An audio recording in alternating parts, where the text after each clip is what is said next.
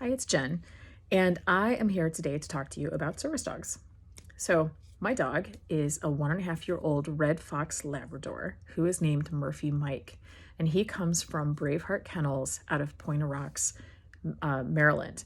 And the reason that I mention them is because they are not only an absolutely phenomenal kennel who take really, really great care of their dogs, but they are just the best at doing training. They are really amazing guys. And we now send all of our dogs there. They are just the best. And they have become family to me. So, what is so wonderful about them is that although I had a dear friend of mine from my Army days who donated the funds to get Murphy, all of the training and the time has been donated by the owner of Braveheart Kennels to train Murphy and get him ready to be my dog and to continue to do the training and the processing that occurs over, the first few years of having a service dog. Now, Murphy is trained to be there for me emotionally and to help me with anxiety attacks, PTS, or primarily when I'm in so much pain that I need some way to be able to refocus my energy and move on with my day, even though, the pain levels might be really quite intense. The other thing that he's going to be trained for, and he's starting to work on, is helping with mobility assistance. And that usually happens after the dog is fully grown, which is going to be for him after he's about 2 years of age. So he's just starting it now, but he has a little bit to go before he is able to put into play any type of training where I would have to put my weight on him. Right now, I have a harness that I can use to hold onto for balance. And that's about all I do is I don't use him for my full weight. I instead just hold onto my harness and will lift up my foot or try and regain balance. And I'll have to, of course, retrain once I get the prosthetic because not only will I be learning to walk again, but I will be learning how to walk with my service dog on my left-hand side, which is the side where I will have my prosthetic leg. So why do I want to talk about it? There was a misnomer that I had, a misunderstanding that was the idea that most Americans understood what a service animal was and that they understood not to engage or to touch or to interact in any ways with service animals. But I have learned that I was completely, drastically wrong. And it has been a major education for me having a service dog and not only having a service animal, but having a service animal at my age and being out there in the public trying to handle this dog while also trying to do normal activities such as grocery shopping. Now, I have found that being disabled in general has come with its own challenges. One is the disability, but the other is the notion of the general able-bodied public that they are entitled in some way to utilize the specific things set aside for people who are disabled. And disability doesn't have to be something that is necessarily seen. For example, I have rheumatoid arthritis and fibromyalgia, and there are days where I will park in a handicap spot and I get out of my truck and I look pretty good. I do. I look like I'm walking fine and I'm not in any pain. And the reason that I park in that handicap spot is because I know that 15 minutes from that moment, by the time I get just a quarter of the way into the grocery store, that the pain is going to hit. And by the time I leave that grocery store 45 minutes later, because even getting something small takes me a long time because my leg will become dead and I have to drag it like Quasimodo through the grocery store. So by the time I get out, I am usually in so much pain that I am shaking and white and, unable to even focus on anything except the step-by-step process of getting from the door of the grocery store to my truck. And thank God it's in a handicap place. So, because when I park initially and look okay, I've had people completely tear me apart. I've had notes left on my truck. I have had people berate me. And then there's other instances like they'll start to, but then they see me get my scooter out, and then you see the retraction occur. But I might have to go to the bathroom. And during that time, I will go to the bathroom and won't be able to use the handicap spot because someone is in there because they want the bigger space. So I now have to try and fit a scooter that doesn't fit into a regular stall, by the way, into a regular stall with a bum leg. And God help me with a service dog. So I just ask and encourage people to try and leave the handicap stuff alone for the people who actually do need it. It doesn't matter if we look handicapped or not. Trust me, people with disabilities have enough crap to go through. They don't necessarily need more added to their plate. So getting back to the service dog. Why am I talking about it? My dog is really cute. Most dogs are. If you're a dog lover, there really isn't any dog out there that you're not going to want to pet, touch, hold, squeeze, kiss, I don't know, love on. And I'm a big dog lover. So I understand it. I get it when people see my dog and they're like, oh my gosh, he's so cute. I see how he looks. I see that he is an attractive dog. He is the color of a penny. He is a Labrador, so he's got that nice big square head and that squishy face and the jowls and the fuzzy head, and he is a goof, and he just looks like a puppy you want to play with all the time. But in public, he has a big, giant leather harness on him that is screaming red with 4 separate signs and patches on him that says, please do not pet my dog. Please do not touch the dog. Please do not distract my dog. Please leave my dog alone. And without fail, every single time I take him out, I have someone, at least one, come up and try and pet my dog. That's right.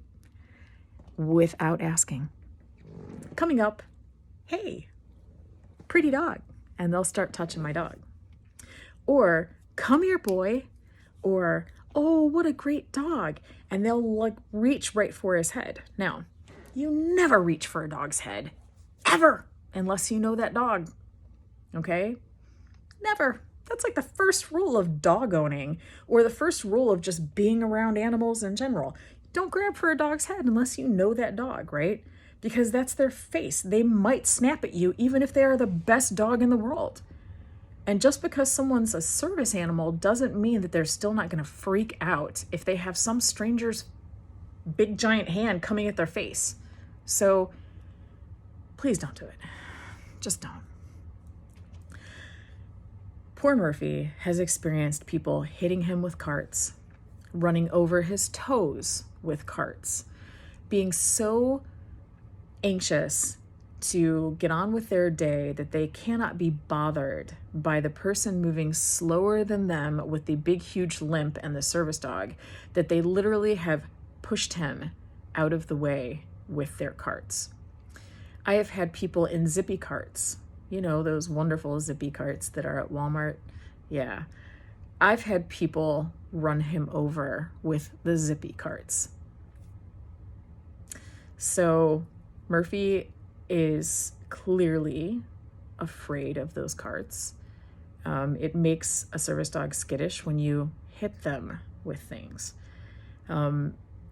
Furthermore, when you have people who are constantly distracting you, it's hard for that service animal to then focus on the jobs that they have at hand. Now, that being said, as a disabled person, it's hard enough to deal with your disability. It's hard enough to deal with the energy that a disability takes from you.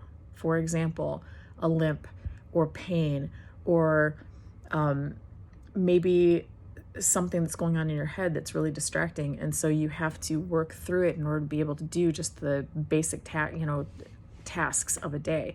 Whatever your disability is, it takes energy. And that's something that able-bodied people don't necessarily understand. And I get that. And I try really hard not to be mean about it. And I try and answer questions, and I try and be understanding.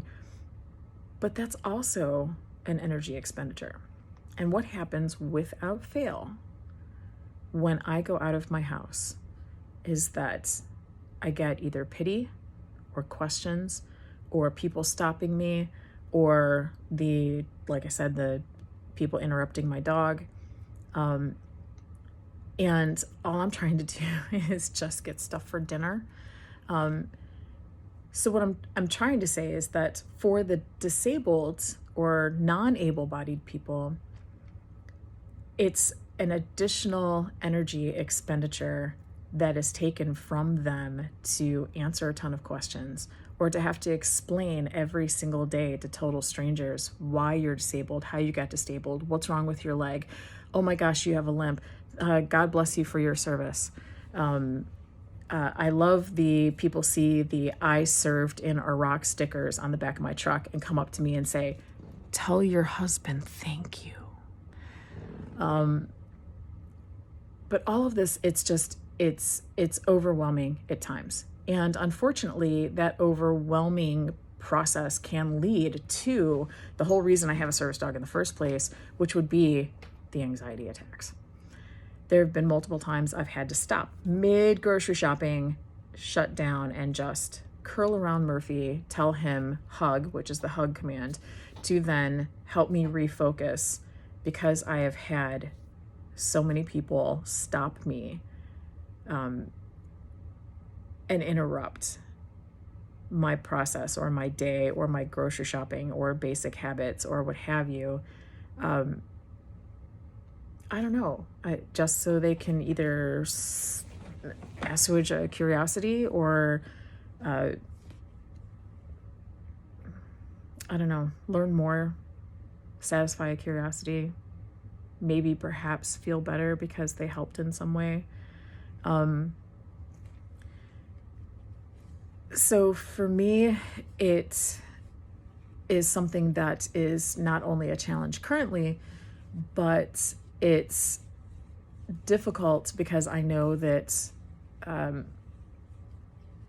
getting a prosthetic is going to make it even more of a thing, more visible, going to make it more apparent that I'm disabled. I don't know if that is going to help people leave Murphy alone. If they see that he's clearly helping me for a reason, I don't know. I don't know what is going to happen once I am no longer able to hide what my disability is. But what I can say is that disabled folks who do have service dogs are also required to go through training themselves. And we have to learn and educate ourselves on the laws that affect us. And we have to also not only handle our dog, make sure that the dog is staying on point, making sure that the dog is behaving correctly, but also making sure that we in and of ourselves are good ambassadors for the disabled community and for the service dog community. My trainer has hammered that into me, that I have to be a good ambassador. Meaning, if you come up and you harass me or my dog, technically, I should be nice to you. I should not yell at you for being ignorant, not understanding, or what have you. Sometimes that is very, very, very, very hard. For example, there was an older adult Caucasian male in Walmart who came up and willfully distracted my dog, started petting him, grabbed him, pulled Murphy away from me, and was petting him and grabbing him and shaking him like good old, hi, good boy. And Murphy was trying very hard to get away from him. Murphy did not want to be touched. He wanted to be with me. And he actually got to the point where he was whimpering. I asked this gentleman, please, sir, do not touch my dog. He's a service dog. He's working. And this man was so confrontational. And he said, dogs were put on this earth for people to touch them. Yeah. No, that's not why they're here. That's not why my service dog is here. my service dog is here and trained specifically for me. So that was the worst case scenario. The typical is people saying, I know that I shouldn't do it, but I just want to touch your dog. I know that I shouldn't do it, but your dog is so cute. And it's still that interaction, no matter how adorable it is, that distracts your dogs. So I have a long process here, a long journey that I know that I'm facing that is going to involve learning more about the service dogs, learning more how to deal with the public, being good about it, being good humored about it, being good natured about it. But here is where I do draw the line. I have been running into a lot of people lately who really honestly want to challenge me on what I do know about service animals. They want to challenge me on the law. They want to challenge me on where dogs are allowed to go. For example, the latest was the post office. I went to the post office, and in the post office there was a big, huge sign on the door that said, "No animals allowed unless it is a dog for the blind." I'm not blind. So I take my service dog in, and the gentleman looks him up and he says, "Hey, is that a service dog?" He's got a big red harness on that says "Service animal, do not touch." Service animal working. Service animal, please do not distract. Chains on him, little tags, service animal. And I said, "Yes, sir, he is a service animal." I said, "However, I would like to remind you that your sign on the front door that says that only dogs for the blind is incorrect, and this is a federal facility. And that's actually, it needs to come down. It needs to be changed. That is not in keeping with the ADA or federal law." His response was, "Well, it's on our door. It's got to be law somewhere." Okay, I'm not going to fight it, but I'm going to take my dog in, which I did. I've had people that have decided to argue with me that I'm supposed to have papers on me at all times, that our dogs are supposed to have every vaccination out there, but we do. Everyone who has a service dog keeps their dogs vaccinated. We do. But there is no law requiring it. It's required for rabies. If you board your dog, the boarding house can require certain vaccinations. You are not, any facility are not allowed to ask anything except for 2 questions to a handler of a service dog. And that is, is this a service animal? And what service does that dog provide? What is he trained to do? That's it. So it is frustrating to me when I not only have people who don't understand the laws explain it to me, but it's really even more frustrating when I am mansplained by gentlemen who clearly don't know the laws, but are in positions of quasi-power. And it makes it even more exhausting and more difficult for, again, a disabled person when you have to deal with this and you're having to deal with all the education that you have to go through, the training that never ends, dealing with the animal that has a personality and a will of its own, and then also having to educate the public on top of it. So those are some of the trials and tribulations. I know it's going to get easier or worse. I don't know. With the prosthetic leg, this is going to be fun and exciting. The next trip is going to be teaching Murphy how to deal with me on an electric bike. That's going to be fun. And I'm hoping that my husband will actually videotape it because this is probably going to be a riot. My bike goes 25 miles an hour. So we'll see what that's going to be like. But it's just been a process and a challenge, and I'm up for the challenge. I'm all for it, But I do know that there has to be better ways of educating the public, and I would hope at some point in time we would actually have politicians who would get on board with providing legislation that assists in providing funding for education that will help this situation. Um, disabilities are hard enough to deal with. Disabled people have enough on their plates. People with service dogs, it's a constant challenge. And these are all things that are just life sucking, energy draining situations.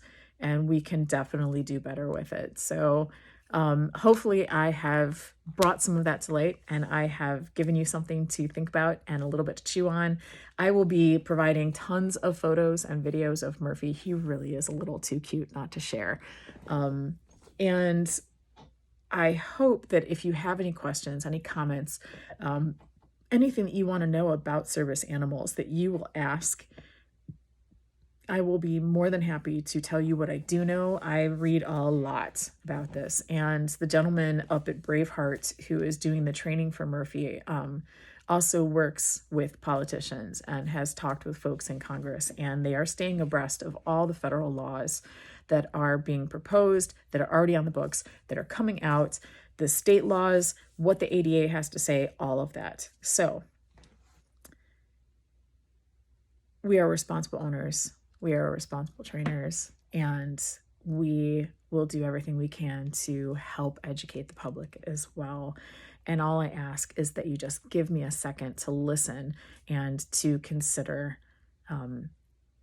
what I've had to say. And hopefully, next time you see a person who is having a hard time or has a service dog, that you'll understand that even just saying your dog is really, really cute or whatever, that interaction is enough to distract your dog. And the next dog that you interact with may not be mine, which is there for emotional issues or for stability. That's his primary job. But maybe the next dog you encounter is someone who's actually trying to alert for diabetes, heart issues, epilepsy, anything like that, where they have to be extremely on point. So that's it. Don't distract the dogs. Let them do their jobs. I know they're cute. I know you want to touch them.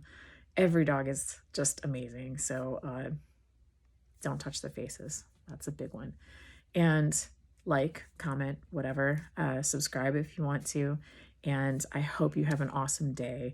And we'll see you next time.